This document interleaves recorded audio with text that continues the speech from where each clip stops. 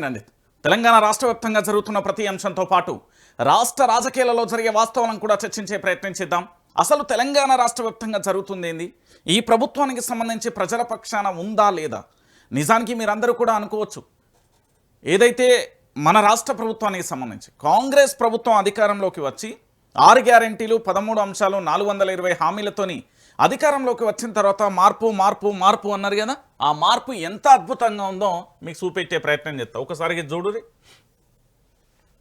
చాలా స్పష్టంగా కనబడుతుంది. ఇది మహాలక్ష్మి బకాయిలు 2500 కోట్ల పైనే. ఏంది మహాలక్ష్మి అంటే ఒకసారి చూడురి. సబ్సిడీ చెల్లింపులలో ప్రతి నెల సుమారు 100 కోట్లకు రాష్ట్ర ప్రభుత్వానికి కోత. అంతకంతకు పెరుగుతున్న మహిళా ఆక్యుపెన్సీ రేషియో. బకాయిలు చెల్లించకుంటే ఆర్టీసీ వ్యవస్థ కుప్పగూలడం ఖాయమంటున్న కార్మికులు అంటూ కూడా చెప్తున్న పరిస్థితి కనబడతాను. మీరు అన్నారు కదా, ఈ రాష్ట్రానికి సంబంధించిన మహిళా మంత్రులందరూ కూడా ఆర్టీసీకి సంబంధించి, ముఖ్యంగా కాంగ్రెస్ పార్టీకి సంబంధించిన మహిళలందరూ కూడా ఆర్టీసీ బస్సు ఎక్కేమన్నారు, పూర్తి స్థాయిలో ప్రజలందరికీ ఫ్రీ, ఎందుకంటే మహిళలందరికీ ఫ్రీ. మన రాష్ట్ర ప్రభుత్వం వచ్చిన తర్వాత పూర్తి స్థాయిలో ఆర్టీసీ ఎక్కడికెక్కినా ఏడ దిగినా, ఎర్ర బస్సు ఏడెక్కినా ఏడ దిగినా, పచ్చ బస్సు ఏడెక్కినా ఏడ దిగినా ఆధార్ కార్డు ఉంటే సరిపోతుంది అని చెప్పి, ఆ ఆధార్ కార్డుతోని ఇలా రాష్ట్ర ప్రజలందరికీ కూడా నిజానికి చాలా బాధాకరమైన విషయం. మీ అందరికీ తెలియాల్సిన విషయం ఏంటంటే, ఈ ఆర్టీసీ ఫ్రీ అని ఏదైతే పెట్టారో, ఈ ఆర్టీసీ ఫ్రీ పేరుతోని ఆర్టీసీ వ్యవస్థనే లేకుండా కూకటి వేళ్లతోని సమాధి చేసే ప్రయత్నం జరగబోతున్నది అనేది చాలామంది కూడా విశ్లేషకులు చెప్తున్నారు.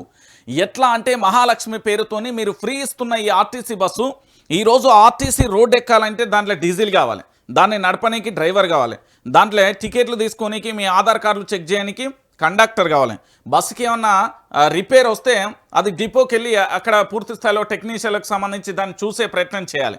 దాంతోపాటు ఇంకొక అంశం ఏంటంటే, ఈ ఆర్టీసీ ఏదైతే ఉందో, ఆర్టీసీకి సంబంధించి పూర్తి స్థాయిలో మహిళలందరికీ కూడా ఫ్రీ ఇచ్చిర్రు అని చెప్తున్నారు కదా.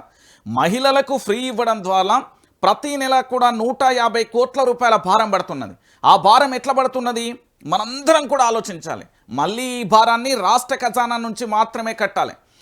ఫ్రీ పేరుతోని ఈరోజు ప్రతి నెల 150 కోట్ల రూపాయల భారం పడడంతో పాటు రాష్ట్ర వ్యాప్తంగా ఆర్టీసీ వ్యవస్థ మనుగడే ప్రశ్నార్థకంగా మారిపోయింది. ఇది అక్షర సత్యం. ఎవరు అవునన్నా ఎవరు కాదన్నా ఇది నిజం. మీరేమైనా అనుకోండి, తెలంగాణ ప్రాంత ప్రజలారా, ఫ్రీ పేరుతోనే ఈరోజు పూర్తి స్థాయిలో కూడా ఆర్టీసీకి మరణ శాసనం విధిస్తారా? మనుగడ ప్రశ్నార్థకంగా మారిపోతుందా? అసలు ఆర్టీసీ భవిష్యత్తు ఏందనేది ఇప్పటికీ కూడా అర్థం కాని పరిస్థితి కనబడుతుంది. నేను ఎందుకు ఈ మాట చెప్తున్నానంటే, ఒకసారి తెలంగాణ రాష్ట్ర వ్యాప్తంగా ఉండే ప్రతి మహిళ కూడా ఆలోచించాలి. మీరు ఈరోజు ఆధార్ కార్డులతోనే ఎక్కే ఆర్టీసీ బస్సు ఫ్రీ అంటున్నారు, మరి 150 కోట్ల రూపాయలు ప్రతి నెల భారం పడుతుంటే ప్రభుత్వం కట్టకపోతే అది బకాయిలుగా మారిపోతే ఆర్టీసీ వ్యవస్థ మనుగడకే ప్రశ్నార్థకం అవుతుందా కాదా? ఇది ఒక్కసారి ఆలోచించండి. ఈరోజు మహాలక్ష్మి పేరుతోనే స్కీమ్తో వచ్చిన ఈ ఆర్టీసీ ఈరోజు నష్టాల బాటలో ఉంది. ఎంత కట్టాలనుకుంటారు ప్రభుత్వం? 2500 కోట్ల పైన కట్టాలి. 1 రూపాయి 2 రూపాయలు కాదు, ప్రతి నెల కూడా సుమారుగా ప్రతి నెల 100 కోట్ల రూపాయలు సబ్సిడీ చెల్లింపులలో ప్రతి నెల కూడా 100 కోట్ల రూపాయలు రాష్ట్ర ప్రభుత్వం కోత వేస్తున్నది. మళ్ళీ ఈ 100 కోట్ల రూపాయలు ఎక్కడి నుండి తీసుకొస్తారు? మీ మీద నుంచో నా మీద నుంచో దేని మీద ఒక దాని మీద పన్ను వేస్తారు. ఆ పన్నును ఏది బట్టలు వినడానికి ఇట్లా మొత్తం ఇట్లా నీళ్ళు పోవాలని ఎట్లయితే మనం ఇరుస్తామో గట్లనే మొత్తం మన దగ్గర వసూలు చేసి మళ్ళీ ఇక్కడ కట్టే ప్రయత్నం చేస్తారు. ఇది వాస్తవమైన విషయం. వడపోత చేస్తారు, మళ్ళీ మన దగ్గర నుండే లాగుతారు. మీరు అనుకుంటున్నారు ఇక్కడ తెలంగాణ రాష్ట్ర వ్యాప్తంగా కాంగ్రెస్ ప్రభుత్వం వచ్చింది, మహిళలకు ఆర్టీసీ ఫ్రీ ఇచ్చింది. ఆ ఫ్రీ వల్ల ప్రతి నెల కూడా సుమారు సబ్సిడీ పైసలు 100 కోట్ల రూపాయలు ఇవ్వాలి. ఆ 100 కోట్ల రూపాయలు ఎట్లా నడవాలండి? ఒకసారి తెలంగాణ సమాజం అంతా కూడా ఆలోచించండి దయచేసి. నేను చెప్పే విషయం ఏంటంటే, తెలంగాణ రాష్ట్ర రాజకీయాలలో చాలా వరకు కూడా మీరందరూ కూడా ఆలోచిస్తారు, ఆర్టీసీకి సంబంధించి ఫ్రీ ఇస్తే తప్పైంది, మహిళలకు ఫ్రీ ఇస్తే తప్పైంది, మహిళలకు సంబంధించి ఫ్రీ ఇవ్వడం వల్ల ఏం నష్టమైంది, ఏం జరుగుతున్నది అనేది చాలామంది కూడా మాట్లాడుకుంటారు. కానీ ఆర్టీసీ ఈరోజు ఫ్రీ ఇవ్వడం ద్వారా మహాలక్ష్మి బకాయిలు, అంటే ఆర్టీసీ ఫ్రీ పథకాన్ని మహాలక్ష్మి అని పేరు పెట్టిళ్ళు, దీనికి 2500 కోట్ల రూపాయలు ఇవ్వాలి. ఒకసారి దాన్ని లోతుగా చూసే ప్రయత్నం చేద్దాం. ఆ పేరు గొప్ప, ఊరు దిబ్బలా తయారైంది రాష్ట్ర ప్రభుత్వ తీరు. ప్రజలలో మహాలక్ష్మి పథకం గురించి ప్రచారం చేసుకుంటున్న రాష్ట్ర ప్రభుత్వం ఈ పథకం కింద ఆర్టీసీకి చెల్లించాల్సిన బిల్లుల విషయంలో మాత్రం ఆ స్థాయిలో స్పందించడం లేదు. ఆర్టీసీ సంఘాలు తీవ్ర స్థాయిలో కూడా ధ్వజమెత్తుతున్నాయి. ప్రజలు అడగకుండానే ప్రకటించిన మహాలక్ష్మి పథకంలో రాష్ట్ర వ్యాప్తంగా మహిళలు పల్లె వెలుగు ఎక్స్ప్రెస్ బస్సులలో పూర్తి ఉచితంగా కూడా ప్రయాణించవచ్చు. ఇలా మహిళలు ఉచితంగా ప్రయాణానికి సంబంధించిన టికెట్ ధరను మాత్రం ప్రభుత్వం ఆర్టీసీకి చెల్లిస్తుందని మొదట్లలో ఉదరగొట్టిన ప్రభుత్వం మెల్లమెల్లగా మొత్తం బిల్లులను చెల్లించకుండా కోట్ల రూపాయలు బకాయిలు పెడుతూ వస్తుంది. దీంతో ఆర్టీసీ పరిస్థితి పెనం మీద నుంచి పొయ్యిలో పడ్డట్టుగా తయారైంది. నెల 100 కోట్ల వరకు తగ్గిస్తూ తెలంగాణ కాంగ్రెస్ ప్రభుత్వం ఏర్పడిన వెంటనే 2023 డిసెంబర్ 2వ వారం నుంచి రాష్ట్ర వ్యాప్తంగా కూడా మహాలక్ష్మి పథకాన్ని సర్కార్ అమల్లోకి తీసుకొచ్చింది. ఈ పథకం ద్వారా ఏం చేసింది?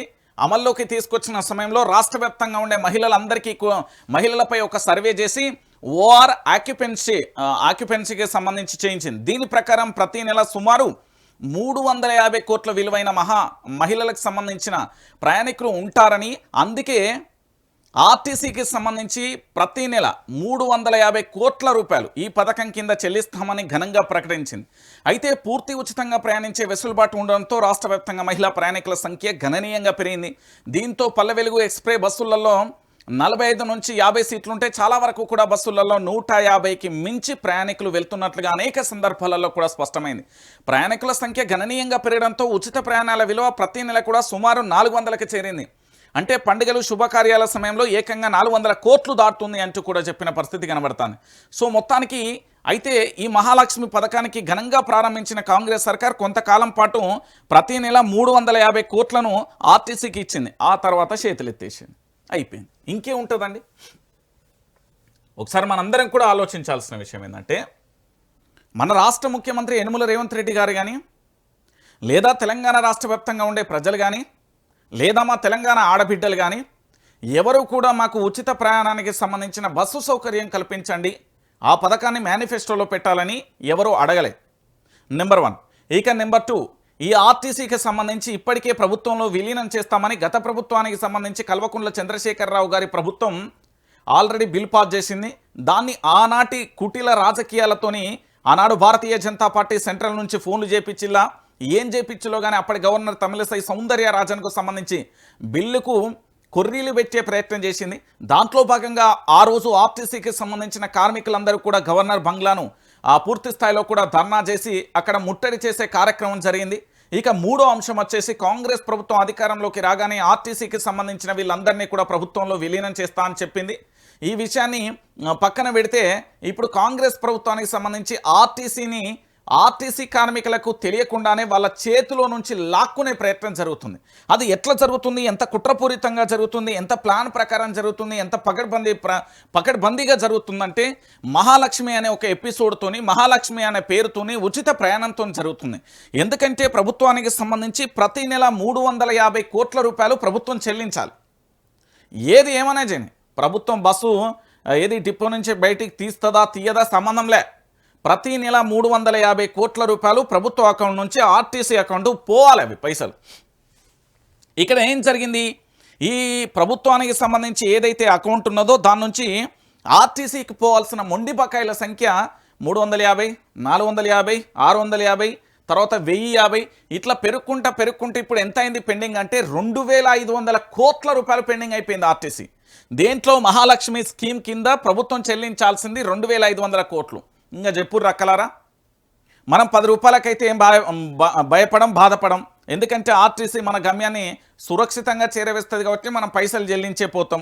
లేదు దీనికి సంబంధించి పూర్తి స్థాయిలో దీంట్లో ఏమన్నా మహిళా మంత్రులు, మహిళా అధికారులు, లేకపోతే ఇంకెవరన్నా తిరుగుతుర్రా అంటే ఇక ఎవరు కూడా ఎక్కని పరిస్థితి. ఎవరు కనబడతారు, మా పేదింటి ఆడబిడ్డలు ఎక్కుతారు. ఓకే, ఫ్రీ పథకం ప్రభుత్వం మంచిగా బ్రహ్మాండంగా చెప్తుంది. మరి బాకీలు రేపు కట్టకపోతే స్కెచ్ ఏంది? ఇప్పటికే 500 పైగా ఎలక్ట్రిక్ బస్సులు అన్నింటినీ కూడా ఆర్టీసీలోకి పంపించేలు. మెల్లమెల్లగా అక్కడ కాంట్రాక్టు డ్రైవర్లను కానీ కండక్టర్లను కానీ ఒక కంపెనీకి అప్పచెప్పిల్లో ఆ కంపెనీ ఏం చేస్తుందంటే ఎలక్ట్రిక్ బస్సులతోని పూర్తి స్థాయిలో కూడా వాళ్ళందరినీ ఎంగేజ్ చేసుకునే ప్రయత్నం చేస్తుంది.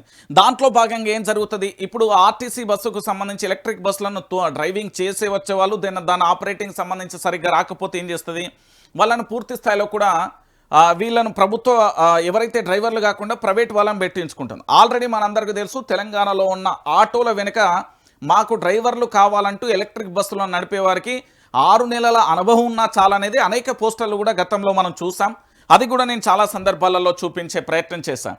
అయితే దాంట్లో భాగంగా ఏం జరిగింది, ఇప్పుడు పూర్తి స్థాయిలో కూడా ఆర్టీసీ బస్సుకు సంబంధించి ప్రమాదంలో పడింది, గాడిలో తేవాలంటే ఖచ్చితంగా కూడా ఈ మహాలక్ష్మి పథకం ఏదైతే ఉందో దీన్ని రద్దు చేయాల్సిందే. 1,00,000% రద్దు చేయాలి. ఎందుకంటే మహిళలకు సంబంధించి పూర్తి స్థాయిలో కూడా చేయాలి అనుకుంటే మా మహిళలందరికీ పూర్తిగా ఉచిత వైద్యం ఇవ్వమని చెప్పు. ప్రైవేట్ దవాఖానలకు ధీటుగా ప్రభుత్వ హాస్పిటల్ను పెట్టాను. మా మహిళలకు సంబంధించి మా ఆడబిడ్డలకు ఉద్యోగ అవకాశాలు కల్పించమనురి. మా ఆడబిడ్డలకు సంబంధించి పూర్తి స్థాయిలో కాలేజీలలో స్కూళ్ళల్లోకి వెళ్ళడానికి స్కూటీలు ఇస్తా అన్నారు కదా, అవి ఇవ్వమనురి. దాంతోపాటు మా మహిళా సోదరులకు సంబంధించి పూర్తి స్థాయిలో ఇంకేదైనా పథకం తీసుకురండి. వాళ్ళు లబ్ధి చేకూరి వాళ్ళ కాళ్ళ మీద వాళ్ళు నిలబడి వాళ్ళ ఏంది అంటే స్వతంత్రంగా బ్రతికేలా ఏదైనా ఏర్పాటు చేయరు. ఈ మహాలక్ష్మి పేరుతోని ప్రతి నెల కూడా 350 కోట్ల రూపాయలు ప్రభుత్వ అకౌంట్ నుంచి ఆర్టీసీ అకౌంట్కి వెళ్ళాలి. వెళ్ళకపోవడం వల్ల ఇప్పటికే 2,500 కోట్ల రూపాయలు బకాయి పడింది. రేపు పొద్దుగాల ఏమంటుంది అంటే ఎలక్ట్రిక్ బస్సులు సంబంధించి 500 బస్సులు వచ్చినాయి కదా, ఆ కంపెనీ ఏం చేస్తుందంటే మరి మీరు బాకీ ఉన్నారు అవి ఎట్లా గడతలేరు కాబట్టి నేను ఇంకో 500 బస్సులను తెచ్చుకుంటా, ఆ ప్రభుత్వానికి సంబంధించిన ల్యాండ్ లేదంటుంటే నాకు ఇచ్చేయరి, నేను ప్రభుత్వానికి సంబంధించి ఖజానా కట్టే ప్రయత్నం చేస్తా అనే కాడికి వస్తుంది. లాస్ట్కి ఏమైపోతుంది, దాంట్లో మళ్ళీ కాంట్రాక్టర్లు పెద్ద పెద్దోళ్ళు దిగుతారు. ఎవరు దిగుతారు, మళ్ళీ మేఘా కృష్ణారెడ్డి లాంటి వాళ్ళు ఎంట్రీ ఇచ్చి ఆ తెలంగాణలో ఉన్న ఆర్టీసీని అంతా మొత్తం వాళ్ళు అష్టదిగ్బంధనం చేసుకొని వాళ్ళ చేతుల్లోకి మనకు తెలియకుండానే నొప్పి లేకుండానే ఇంజెక్షన్ ఇచ్చినట్టు దాన్ని గుంజుకునే ప్రయత్నం చేస్తారు. ఆటోమేటిక్ ఏమైపోతుంది అంటే ఆర్టీసీ బాయ్ బాయ్ టాటా అంటది. ఇన్నాళ్ళు ప్రభుత్వ ఆర్టీసీ కాస్త ఇప్పుడు ఏమైపోతుంది అంటే ప్రైవేటీకరణ దిశగా అడుగులు వేస్తుంది. దానికి తొలి బీజం ఎక్కడ పడుతుంది అంటే ఈ ఫ్రీ బస్సు వల్లనే పడుతుంది. మీరు ఫ్రీ బస్సు అంటున్నారు, కర్ణాటకలో ఫ్రీ బస్సు రద్దు చేయాలంటూ అనేక రకాలుగా ఇబ్బందులు ఏర్పడింది. తెలంగాణలో కూడా పూర్తి స్థాయిలో ఈ ఆర్టీసీ వల్ల ఫ్రీ వల్ల ఏదైతే నష్టం వాటిల్తుందో ఒక్కసారి ఆలోచించండి. మనం చూసేది 15, 20, 25 రూపాయలు మాత్రమే ప్రయాణం ఛార్జ్, అంతకు మించి లేదు. మరి పండుగల సమయంలో పూర్తి స్థాయిలో ఎందుకు రేట్లు పెంచుతున్నారు అనేది మరొకసారి ఆలోచించండి.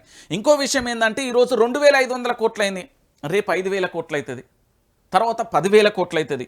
అది రోజు రోజుకు పెరుగుతూ పోతూ ఉంటే ఆ బిల్లులు చెల్లించేది ఎవరు, ఆ బిల్లులను కట్టేది ఎవరు? ప్రభుత్వానికి సంబంధించి చాలా సింపుల్గా చెప్తుంది, ఒకటే మాట చెప్తుంది. ఏమని చెప్తుంది, నాయన తెలంగాణ ప్రాంత ప్రజలారా, ఆల్రెడీ ఇక్కడ ఖజానా లేదు, అప్పుల రాష్ట్రంగా కుప్పగా మార్చేసిన 2 సంవత్సరాలలో 2.5 లక్షల కోట్లు అప్పు తెచ్చినాం. ఓ ప్రాజెక్టు కట్టలేవు, బడి కట్టలేవు, గుడి కట్టలి, ఏమీ చేయలే. దాంతోపాటు మనోడు దుబారా ఖర్చు ఏ రేంజ్లో ఇస్తుండో పీక్ స్టేజ్లో మీ అందరికీ తెలుసు. ఎందుకంటే కేరళకు ఆయిల్ల విషయంలో కానీ ఇతరత్ర మీరు చూసిన పరిస్థితి కనబడుతుంది. సో ఇక్కడ జరిగే విషయం ఏంది, ఈ మెల్లమెల్లగా దీన్ని మనం నడపలేకపోతున్నాం. పలానా ప్రైవేట్ కంపెనీ వచ్చింది, ఆ ప్రైవేట్ కంపెనీతో మేము ఒప్పందం కుదుర్చుకుంటున్నాం, తాత్కాలికంగా నడుపుకోమని చెప్పిన 6 నెలలో సంవత్సరమో 2 సంవత్సరాల్లో లీజుకి ఇస్తానంటాం, తర్వాత మొత్తం గుంజుకుంటుంది. అప్పుడు మళ్ళీ మనందరం ఏంటంటే ఇదే మహాలక్ష్మి బస్సు ఫ్రీగా ఎక్కిన మహిళలందరూ కూడా మళ్ళీ పోరాటం చేయాల్సి వస్తుంది. ఇది తెలంగాణలో మన రేవంత్ రెడ్డి గారి మాస్టర్ స్కెచ్, దాన్ని ఏమంటారంటే మాస్టర్ మైండ్ అంటారు చూడు, అది. ఇక చూడుర్రి, ఇక్కడ చూడుర్రి మళ్ళీ విషయం దీనికి రిలేటెడ్, వీళ్ళదే ఈ పంచాయతీ. సమ్మెహారన్ ఆర్టీసీ కార్మిక శాఖ అధికారులకు నోటీసులు ఇచ్చిన జేఏసీ, ఉద్యోగులను ప్రభుత్వంలో విలీనం చేయాలి, ట్రేడ్ యూనియన్లను ఎన్నికలు నిర్వహించాలి, ఎలక్ట్రిక్ బస్సులను ప్రభుత్వం కొనుగోలు చేసి ఇవ్వాలి, ఆర్టీసీ జేఏసీ నేతల డిమాండ్. అసలు ఎలక్ట్రిక్ బస్సులను ప్రభుత్వం కొనుగోలు చేసే అంత సామర్థ్యం ఉంటుందా? చెయ్యదు. ఎందుకు చేయదంటే నేను ఆర్టీసీని గుంజుకోవాలని చూసినప్పుడు నేను ఎట్లా ఆర్టీసీకి సంబంధించి కొనుగోలు చేసే బస్సులు ఇస్తా? 500 ఆర్టీసీ బస్సులు ఎవరి ఆమోదంతో వచ్చినాయో మా రవాణా శాఖ మంత్రి పొన్నం ప్రభాకర్ చెప్పాలి. ఇది నిజం. మీరు అవునన్నా కాదన్నా ఇది వాస్తవమైన విషయం. తెలంగాణ ప్రాంత ప్రజలందరూ కూడా ఆలోచించాల్సిన విషయం. ఈ రోజు గనక ఇంకా మనం ఆలోచించకుండే సైలెంట్గా ఉండిపోతే మాత్రం భవిష్యత్తుకు చాలా ఇబ్బందికరమైన పరిస్థితులు ఏర్పడతాయి. వీళ్ళు ఏం చెప్తారో ఒకసారి రండి. శుక్రవారం బస్భవన్లో ఆర్టీసీ ఎగ్జిక్యూటివ్ డైరెక్టర్ సిహెచ్ వెంకన్నకు సమ్మె నోటీసులు అందిస్తున్న ఆర్టీసీ జేఏసీ నేతలు.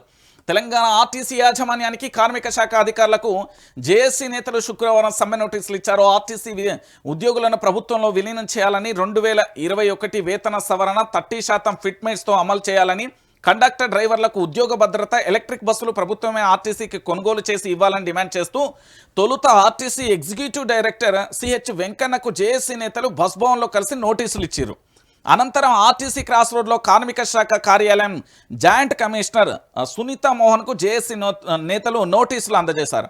అనంతరం RTC JAC chairman Eduru Venkanna, vice chairman Thomas Reddy మీడియాతో మాట్లాడుతూ కార్మికుల దీర్ఘకాలిక పెండింగ్ సమస్యల గురించి పరిష్కారం కోసం ఎన్ని విజ్ఞప్తులు చేసినా స్పందించకపోవడంతో సమ్మె నోటీసులు ఇవ్వాల్సి వచ్చిందని తెలిపారు. మీరు సమ్మె నోటీసులు ఇచ్చినంత మాత్రాన ప్రభుత్వంలో ఏదో జరుగుతుంది, ఏమో అయిపోతుంది అంటే అది కాదు కదా. సమ్మె నోటీసుల విషయంలో ఒకసారి చూద్దాం. మహాలక్ష్మి పథకం కింద ప్రతి నెల 350 కోట్లు కోతా లేకుండా ఇవ్వాలని, పాత బకాయిలు 2500 కోట్లు వెంటనే విడుదల చేయాలని డిమాండ్ చేశారు. సమ్మె నోటీసులు ఇచ్చిన తేదీ నుంచి 14 రోజులపు ఆర్టీసీ యాజమాన్యంతో కార్మిక శాఖ అధికారులు త్వరితగతిన చర్చలు జరిపి తమ డిమాండ్లు పరిష్కరించేందుకు కృషి చేయాలని, ఒకవేళ ఆ సమావేశంలో పరిష్కారం కాకుంటే ఆ తర్వాత తాము సమ్మెకు పోతామని పేర్కొన్నారు. తాము ఇచ్చిన సమ్మె నోటీసులకు 40 రోజుల వ్యాలిడిటీ ఉంటుంది అంటూ కూడా వాళ్ళు చెప్పిళ్ళు. నేనేమంటున్నానంటే అన్న, ఆర్టీసీకి సంబంధించిన కార్మిక నేతలందరికీ నేను మళ్ళీ చెప్తున్నా, మీకు తెలియకుండానే ఆర్టీసీని ఖతం చేస్తారు. ఇది అవునో కాదో ఫ్యూచర్లో చూసేసుకుందాం. మనం ఎట్లా అంటే అట్లా చూసుకుందాం. దీంట్లో మీకు లైవ్లో కనబడే ఎగ్జాంపుల్స్ కూడా నేను చెప్తున్నా. ఆల్రెడీ నాకున్న సమాచారం ప్రకారం ఆర్టీసీ ప్రైవేట్ పరం దిశగా అడుగులేస్తుంది. ఒకటి, ఆర్టీసీకి సంబంధించి మీరందరూ ఆలోచించండి, ఫ్రీ ఎవరికి? మహిళలకు మాత్రమే. మహిళలు అంటే మన తెలంగాణ ఆడబిడ్డలకు మాత్రమే ఫ్రీ. ఎంత? ప్రతి నెల 350 కోట్ల రూపాయలు ప్రభుత్వం చెల్లించాలి. ప్రభుత్వం ఎవరికి చెల్లించాలి? ఆర్టీసీకి చెల్లించాలి. ఇప్పటికీ 2500 కోట్ల రూపాయలు బకాయి ఉన్నది ప్రభుత్వం. 2500 కోట్ల రూపాయలు ఉన్నది. దాంతో పాటుగా ఆర్టీసీకి సంబంధించి దాదాపుగా 500కు సంబంధించిన ఎలక్ట్రిక్ సంబంధించి ఈ బస్సులు వచ్చినాయి కొత్తగా. ఇవి ఎవరు పంపించిళ్ళు? ఆర్టీసీ బస్సులను పూర్తి స్థాయిలో ఆర్టీసీలో నడపాలంటే వాళ్ళు కొనుగోలు చేసి వీళ్ళకు పంపించాలి. ఇది మొదటి మాస్టర్ మైండ్. ఇక్కడ అప్పు ఏదైతే ఉందో ఈ అప్పును మన ముఖ్యమంత్రి గారు ఏం చేస్తారంటే పెంచుకుంటూ పోతాడు. దాన్ని 10,000 కోట్లకు వస్తారు చూడురు మీరు. రెండో విషయం, ఈ 500 కాస్త ఇవి 1500 బస్సులు అవుతాయి. అయిపోయిందా? ఈ రెండింటితోనే ఏం జరుగుతుంది? నేను ఆర్టీసీని కాపాడాలన్నా, ఆర్టీసీ ప్రయత్నం చేసినా అప్పుల కుప్పగా మారిపోయింది కాబట్టి నేను ఏమీ చేయలేకపోతున్నా, దీన్ని ఒక ప్రైవేట్ వ్యవస్థకు అప్పగించే ప్రయత్నం జరుగుతుంది అనే కాడికి వస్తుంది. నేనేమంటున్నానంటే విపక్షాలు ఊరుకోవు, ఇక్కడ ప్రజాస్వామ్యవాదులు ఊరుకోరు, ఆర్టీసీ జేఏసీ నేతలు ఊరుకోరు. మేము సమ్మె చేస్తాం, నోటీసులు ఇస్తాం, రోడ్డు మీదకి వస్తాం, ధర్నా చేస్తాం, దీక్ష చేస్తాం, ఆమరణ నిరాహార దీక్ష చేస్తాం, కానీ ఆర్టీసీని కాపాడుకుంటాం అనే మాట మీ దగ్గర నుండి వస్తుంది. నేను కాదంటలేను. కానీ ఇక్కడ master mind sketch already implementation start అయిపోయింది. మీకు ఏ రోజైతే బకాయి పేరుకపోయిందో అది మొదటిది. రెండోది, ఎప్పుడైతే ఆర్టీసీకి సంబంధించి ఎలక్ట్రిక్ బస్సులు ఎంట్రీ ఇచ్చినావో రెండోది.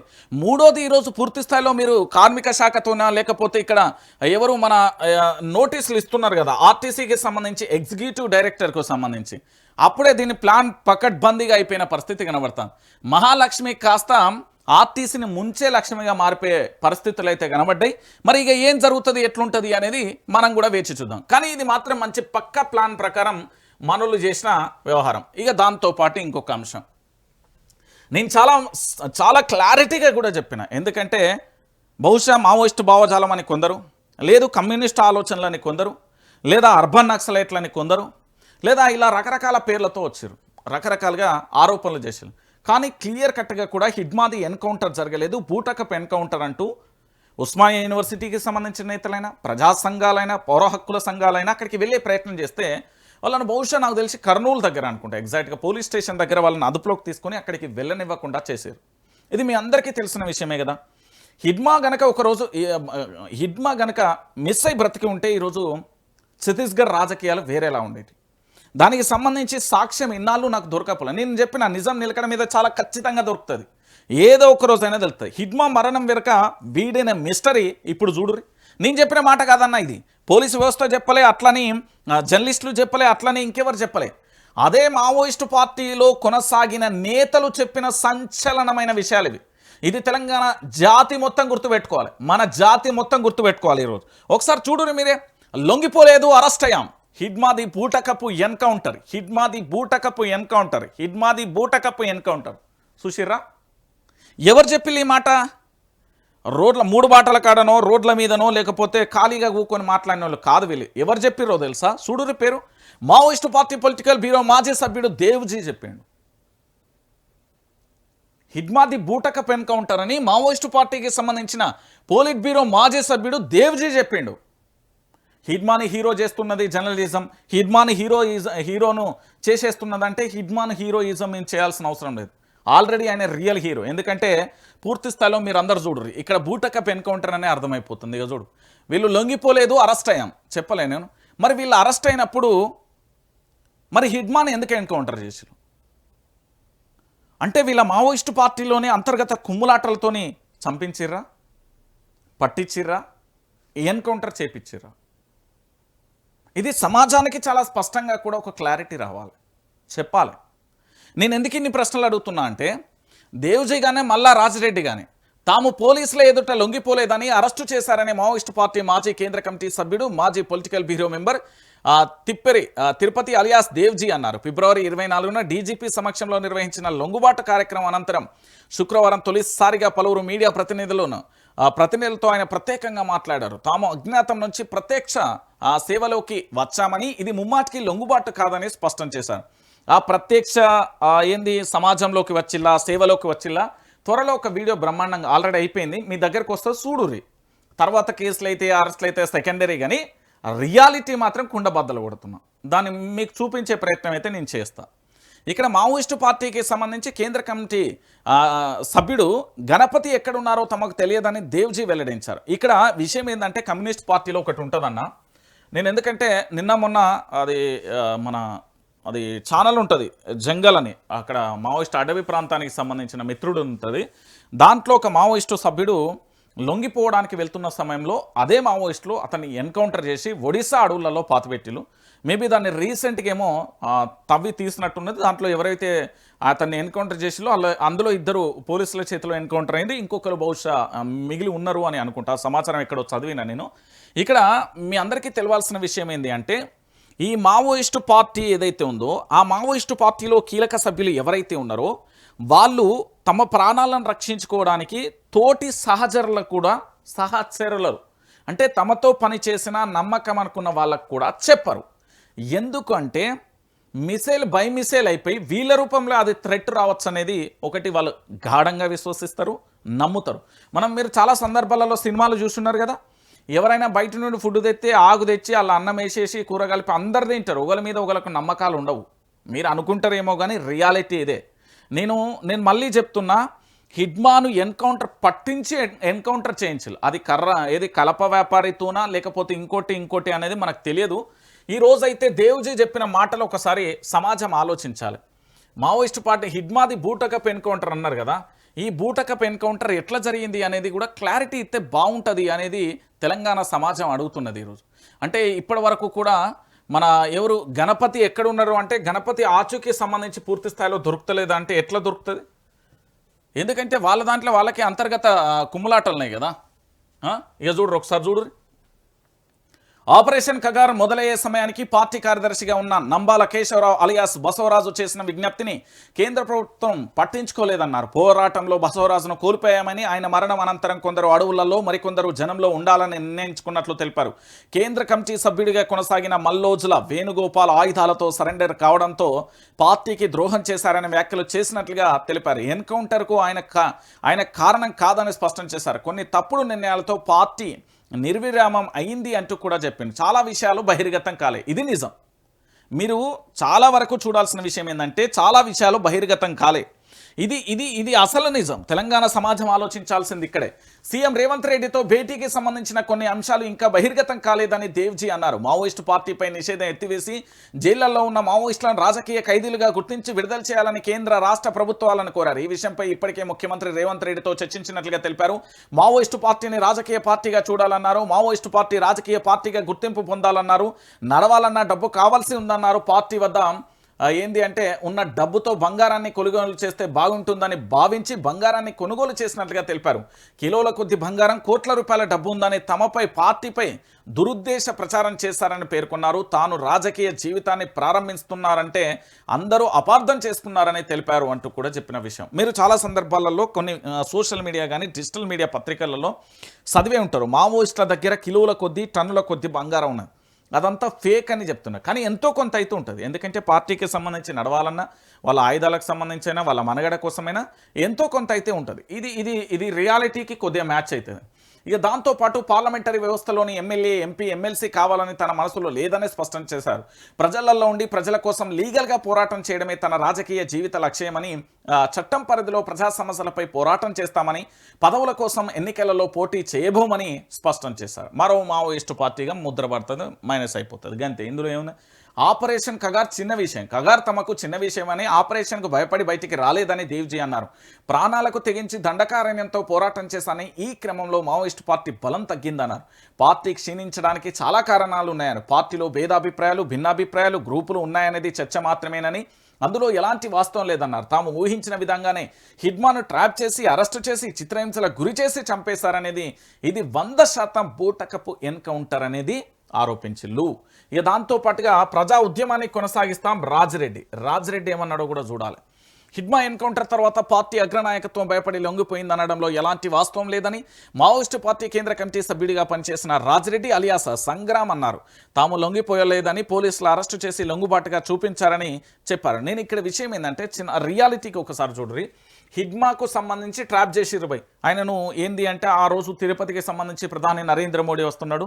దాంతోపాటు అక్కడ ఏంది పూర్తి స్థాయిలో కూడా ప్రత్యక్షం అంటే అక్కడ సరెండర్ అవుదాం అనుకున్నారా, లేదా చంద్రబాబుకు సంబంధించిన సమక్షంలోనే సరెండర్ అవుదాం అనుకున్నారా, లేదా ఏంది విజయవాడ నుంచి పూర్తి స్థాయిలో శ్రీలంక లేకపోతే ఇతర దేశాలకు పారిపోయే ప్రయత్నం చేద్దాం అనుకున్నారా, లేకపోతే కలప వ్యాపారి ఇచ్చిన సమాచారంతో హిడ్మాను ట్రాప్ చేసిలా ఏంటి అనేది ఆ గుట్టు, ఆ బూడుపురాని, ఆ మొత్తం చిక్కుముళ్ళన్నీ ఇప్పాల్సింది వీళ్ళే. నేను చెప్తున్నా కదా, తాము లొంగిపోలేదని పోలీసులు అరెస్ట్ చేసి లొంగుబాటును చూపించారని చెప్పారు. మరి ఇక్కడ కూడా హిడ్మా కూడా అరెస్ట్ అయినప్పుడు అతన్ని ఎందుకు చూపెట్టలే, అతన్ని ఎందుకు ఎన్కౌంటర్ చేసిండు అనేది ఇప్పటికీ కూడా అర్థం కాని ప్రశ్న. అంటే హిడ్మాను చంపేస్తే మిగతా వాళ్ళందరూ వచ్చి జనజీవన స్రవంతిలో కలుస్తారా అంటే ఎలాంటి ఆలోచన ఉంది అనేది తెర వెనుక మనకు తెలియదు కాబట్టి ఆ రియాలిటీకి మనం బోదాల్చుకోలేం. ఇక దాంతోపాటు పిఎల్జీఏను రద్దు చేసి ప్రజల్లోకి వెళ్తామని, ఉద్యమాన్ని కొనసాగిస్తామని సీఎం రేవంత్ రెడ్డితో పాల్గొన్న చర్చలలో ప్రస్తావించారు. పార్టీలో మిగిలిపోయిన వారి లొంగుబాటుకు లీగల్కు అంశాలను పరిశీలిస్తున్నట్టు వెల్లడించారు. ఆపరేషన్ కగార్ లాంటివి మావోయిస్ట్ పార్టీ చాలా చూసిందన్నారు. 2023 వరకు సెంట్రల్ కమిటీ యాక్టివ్గా ఉందని, ఆ తర్వాత పరిస్థితులు పూర్తిగా మారిపోయాయి అన్నారు. 2024లో ఆపరేషన్ కగార్ మొదలైన తర్వాత పార్టీ సమావేశాలు ఏర్పాటు చేసే స్థితి లేకుండా పోయిందన్నారు. పార్టీలో దిశానిర్దేశం చేయడానికి పరిస్థితులు అనుకూలంగా లేకుండా పోయాంటూ కూడా చెప్పిన పరిస్థితి కనబడతాను.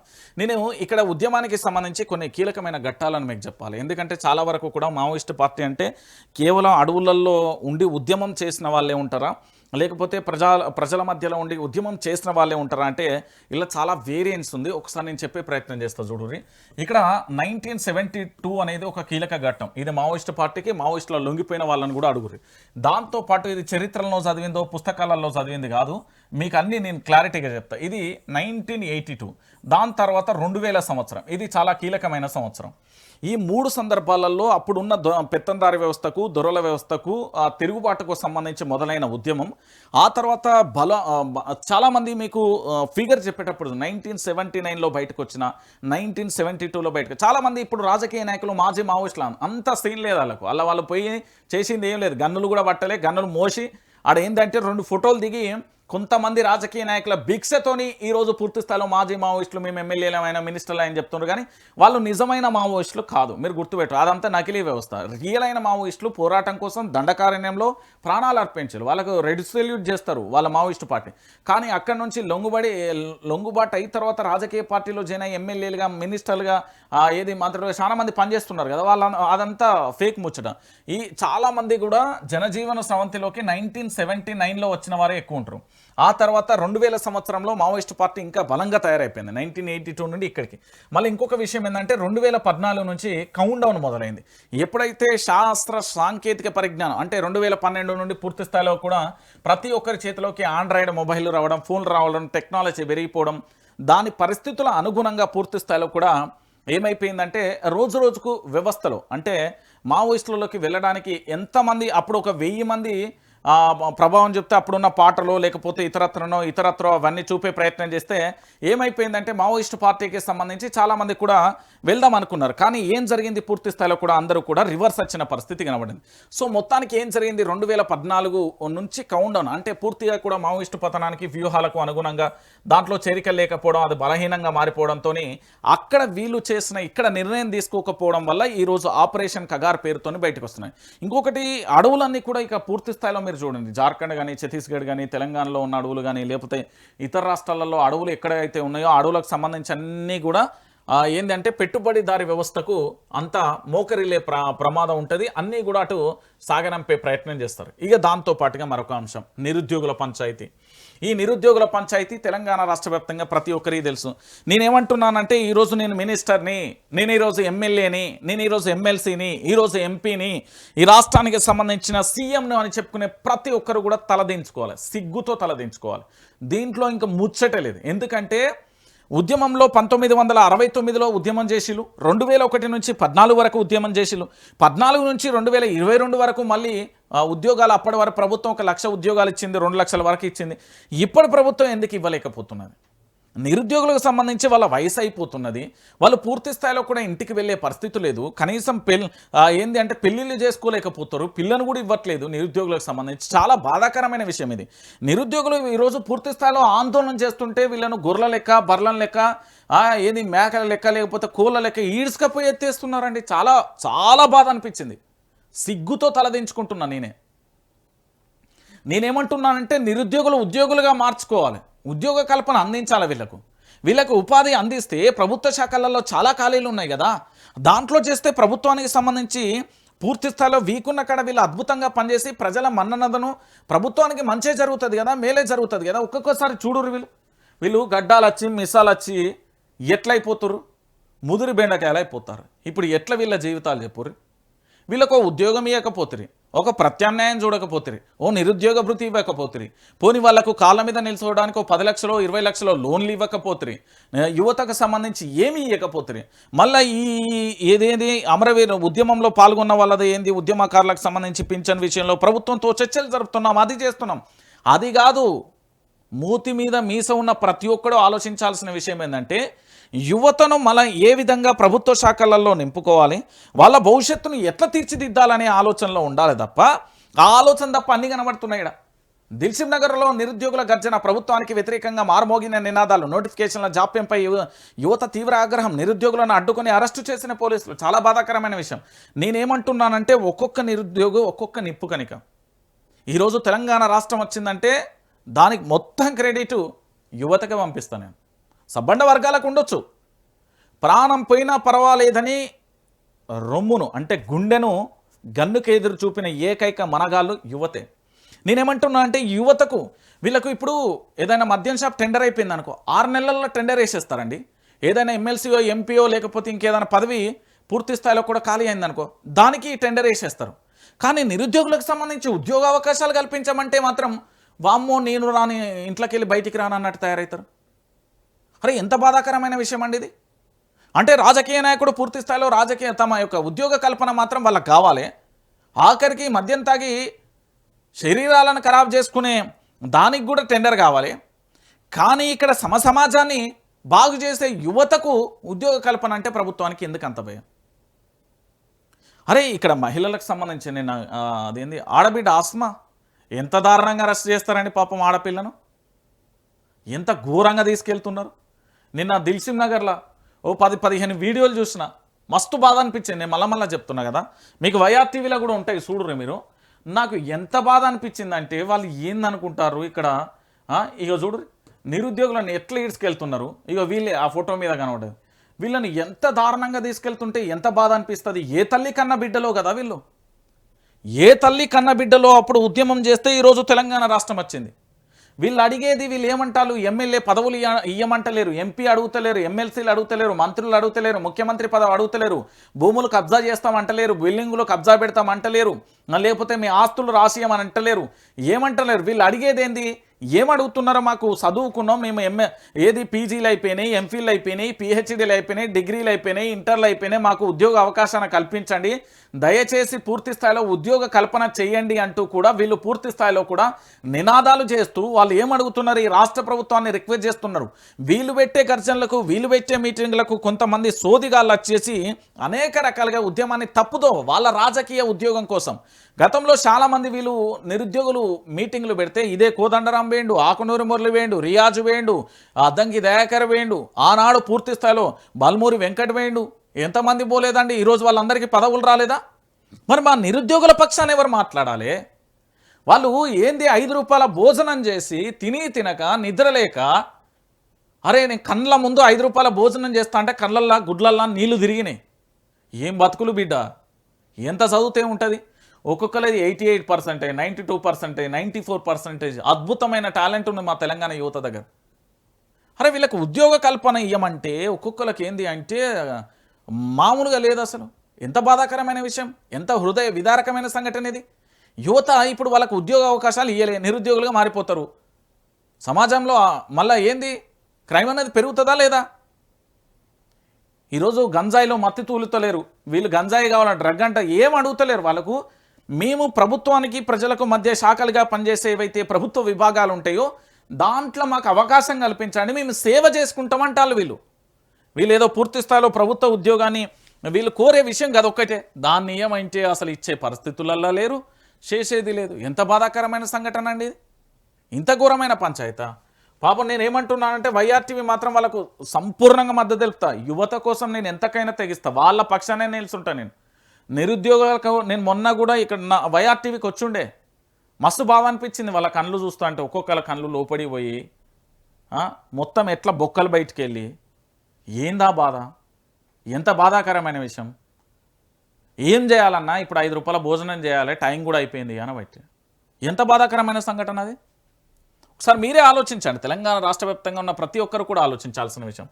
ఇక దాంతోపాటుగా సీఎం ఆదేశాలతోనే సాక్ష్యాధారాలు తారుమారు, రేవంత్ రెడ్డి బినామీ కంపెనీపై కేసులను ప్రభుత్వం తప్పుదోవ, దివాలా తీసిన సంస్థకు 2500 కోట్ల కాంట్రాక్టులు, రాష్ట్రంలో పూర్తిగా క్షీణించిన శాంతి భద్రతలు, విచారణ సంస్థలను నమ్మే పరిస్థితి లేదు, నేషనల్ లా ట్రిబ్యునల్ విచారణలోనూ జోక్యం, కేంద్ర ఏజెన్సీలతో విచారణ జరిపించాలి, కేంద్ర హోంశాఖ మంత్రి అమిత్ షాకు కేటీఆర్ లేఖ అంటూ కూడా చెప్పిన పరిస్థితి కనబడుతుంది. నేనేమంటున్నా అంటే నిరుద్యోగులకు మళ్ళా ఒక ఉచిత సలహా అనుకోరి, ఏమని అనుకోరు, నన్ను తిట్టుకున్నా మంచిదే.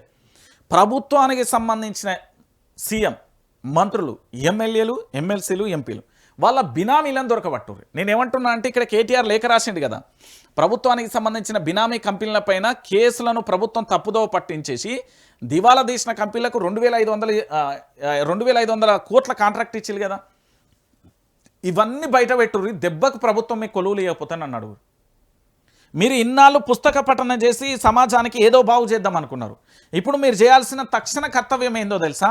అదే పుస్తక పఠనతోని రాష్ట్రంలో జరుగుతున్న అవినీతిని బయటికి తీరి మొత్తం నిరుద్యోగులు తెలంగాణ రాష్ట్ర వ్యాప్తంగా మొన్న ఏది రిజిస్టర్ చేసుకున్నప్పుడు 40 లక్షల మంది ఉండే, ఇప్పుడు మళ్ళీ ఒకసారి ఎన్రోల్కి అవకాశం ఇస్తే అది 90 లక్షలు దాడుతుంది.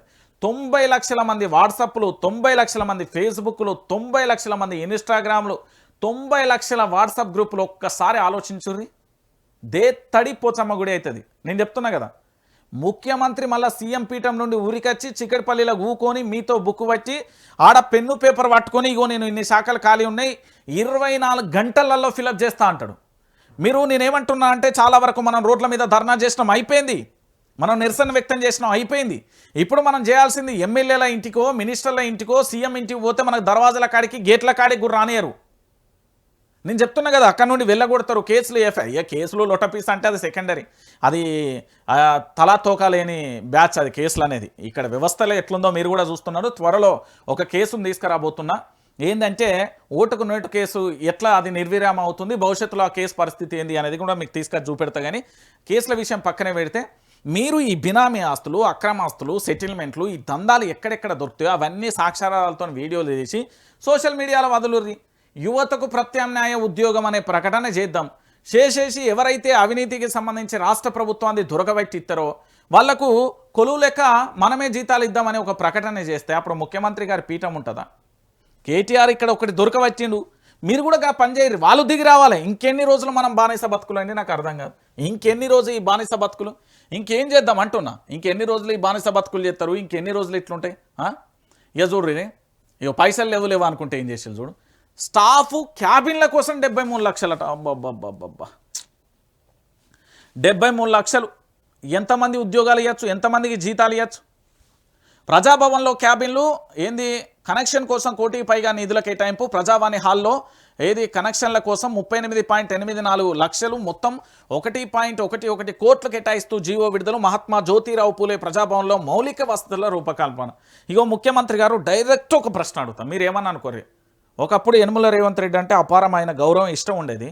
ఇప్పుడు రేవంత్ రెడ్డి మీద కూడా ఉంటుంది వ్యక్తిగతంగా. కానీ ముఖ్యమంత్రి పదవి ఎప్పుడైతే వచ్చిందో అప్పుడు మీరు ఎందుకు మారిపోయాలో ఐ డోంట్ నో, నాకైతే క్లారిటీ లేదు. కానీ మరి మీకు ఏమైనా చుట్టూ ఏమైనా పొగేసిల్లా, లేకపోతే ఇట్లా ఏమైనా ఓం భీమ్ బిష్ అన్నారా నాకు తెలియదు. కానీ బిఫోర్ రేవంత్ రెడ్డి ఏదైనా ప్రెస్ మీట్ పెడితే అక్కడ పేపర్లు తీసుకొచ్చి రచ్చ చెడు కూడా ఆడేటోడు. మరి ఈరోజు అదే ముఖ్యమంత్రి యనమల రేవంత్ రెడ్డి ప్రభుత్వం చేతిలో ఉంది, అధికార గణం చేతిలో ఉంది, అన్ని ఆధారాలు మీ చేతికి వస్తాయి. ఈరోజు మీరు ఎందుకు న్యాయం చేయలేకపోతుందో సబ్బండ వర్గాలు నాకు తెలియదు. కానీ ఇక్కడ క్లియర్ కట్గా మీరు ఆలోచించాల్సిన విషయం, ఈ మహాత్మా జ్యోతిరావు పూలే మంగళవారం శుక్రవారం అంతే కదా, మంగళవారం శుక్రవారం ఏంది తెలంగాణలో ఉన్న ప్రజా సమస్యల మీద అక్కడికి వస్తారు. మీరు ఎంతమంది ప్రజా సమస్యలు పరిష్కరించిల్లు, మీరు ఎంతమంది అప్లికేషన్లు తీసుకున్నారు? అరే నేనే అప్లికేషన్ ఇచ్చిన భయ్, నా అప్లికేషన్ ఏడబోయింది? నా అప్లికేషన్ రెస్పాన్స్ ఏది? నేనే అప్లికేషన్ ఇచ్చిన ఏడబోయింది? దాని రెస్పాన్స్ ఏమైపోయింది? మళ్ళీ మీ వల్ల కాదని గవర్నర్కు రాష్ట్రపతికి గడ్డ పంపాల్సి వస్తుంది. మీరు ఈ ప్రజాభవన్ పేరుతోని లూటీ చేస్తున్నారు అని చెప్తున్నా నేను.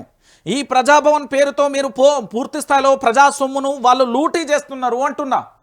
మంగళవారం శుక్రవారం కోసం అక్కడికి వచ్చే ప్రజలు ఎక్కడెక్కడో మారుమూల గ్రామం, ఇటు ఖమ్మం కానీ, అటు ఆదిలాబాద్ కానీ, నల్గొండ కానీ, నిజామాబాద్ కానీ, వరంగల్ కానీ, హైదరాబాద్ చుట్టుపక్కల రంగారెడ్డి కానీ, ఇట్లా ఎక్కడెక్కడనో మహబూబ్ నగర్ కానీ, ఇట్లా ఎక్కడెక్కడి నుంచో ఇక్కడికి వస్తారు కదా ప్రజలు. వాళ్ళు చెట్ల కింద కూడా 2 నిమిషాలు ఉండిపోతారు. మా వాళ్ళకి ఓపిక, మా తెలంగాణ సమాజానికి చాలా ఓపిక. ఇది లావా లెక్క ఓపిక ఉండి ఒక్కటేసారి బగ్గుమంటది. ఆ బగ్గుమన్నప్పుడు మళ్ళీ ఏముండదు, బూడిద తప్ప. అట్లా చేస్తారు తెలంగాణ ప్రాంత ప్రజలు. ఈరోజు ఈ క్యాబిన్ల కోసం 1 కోటి రూపాయల పైన పెడితే, ఈ 1 కోటి రూపాయలు మా నిరుద్యోగులకు ఉద్యోగావకాశాలు ఇచ్చి జీతాలు ఇస్తే ఎవరన్నా అర్థన్నారా? ఈ 1 కోటి రూపాయలు ఇప్పుడు ఏమన్నారు, మహాత్మా జ్యోతిరావు పూలే భవన్తో ఏమొచ్చిందో నాకు చెప్పు. అసలు ప్రగతి భవన్లా రేవంత్ రెడ్డి ఉండాల్సిన ఆయన ఉండలే. ఆడ ఎవరిని పెట్టిళ్ళు, మా ములుగు జిల్లాకు సంబంధించిన మా ఆడబిడ్డ సీతక్కని పెట్టారు. ఆ పైన ఇంకో దాంట్లో కేసీఆర్ ఉన్న దాంట్లో మా బట్టి విక్రమార్క నన్ను ఇచ్చారు. ఆ పక్కన ఖాళీ ఉన్న దాంట్లోనే కదా, దానికి 1 కోటి రూపాయలు అవసరమా క్యాబిన్ల కోసం? పోనీ అక్కడ ఓ మంత్రి ఉంటలేడు, ఓ ఎమ్మెల్యే ఉంటలేడు, ఓ ఎంపీ ఉంటలేడు. ఎన్నికల ముందు ఈయనే ఉంటా అని చెప్పిండు. నేను దాని వీడియో తీస్తే అసెంబ్లీ సాక్షిగా ఏమని చెప్పిండు, నేను ఉంటానన్నా అధ్యక్ష, నేను ఎప్పుడన్నా చెప్పినా అధ్యక్ష అని ఆయన రేవంత్ రెడ్డి ఒక్క మాటతోని అయిపోయింది అది. మళ్ళీ ఇప్పుడు ఆడ ఎవరు ఉంటారు? ఎంఆర్ఓ ఆఫీసు పోయే అధికారులే గాడు ఉంటారు, కలెక్టరేట్ ఆఫీసు పోయే అధికారులే గాడు ఉంటారు. కొత్తగా ఎవరు ఉంటారు అంటున్నా నేను. కొత్తగా ఎవరు ఉంటలేరు కదా, కొత్తగా ఎవరు ఉన్నారా? లేరు. ఇప్పుడు దానికోసం ఇన్ని పైసలు పెడితే 1 కోటి రూపాయల 11 లక్షలు బూడిది పాలు ఎత్తిరి ఓరిని. అలా ఈ పైసలు దేనికోసం, 73 లక్షలు దేనికోసం అనుకుంటారు? ఈ ప్రజాభవన్లోని ప్రజావాణి బ్లాక్ ఉంది కదా, ఆడపోయి కూకుంటారు కదా, వాళ్ళకు ఛాంబర్లు క్యాబిన్ల నిర్మాణం కోసం అట. ఓయమ్మో, రాజుల సొమ్ము రాళ్లపాలని మా తాత చెప్తుండే. పాపం మా తాత ఏ లోకంలో ఉన్నాడు కానీ మా తాత చెప్తుంటే విన్నా. కానీ గిట్ల అయితే దాన్ని కళ్ళతో చూస్తున్నా. గట్ల అయిపోయింది. ఇక దీన్ని పట్టుకొని ఓయమ్మో మొత్తం రాళ్లపాలు అయిపోతున్నది. ఇక ఇదో కథ.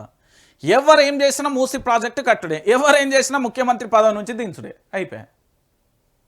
వాళ్ళు ఎంత అద్భుతంగా మాట్లాడితే మనం అంతే అద్భుతంగా దించుదాం. అభివృద్ధి కావాలంటే ఇండ్లు పోతాయి, తప్పదు. సహకరించకపోయినా సరే ఎవరు అడ్డుకోవద్దు. దుబాయ్, సింగపూర్ లాంటి ప్రాంతాలను చూసాకే నిర్ణయం.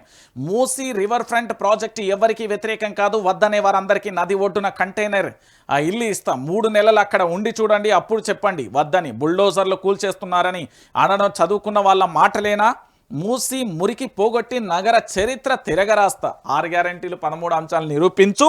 అప్పుడు నువ్వు చరిత్రే రాస్తావో, వరల్డ్ కప్ ఏది ఎత్తావో, ఏం చేస్తావో అప్పుడు చెప్పు.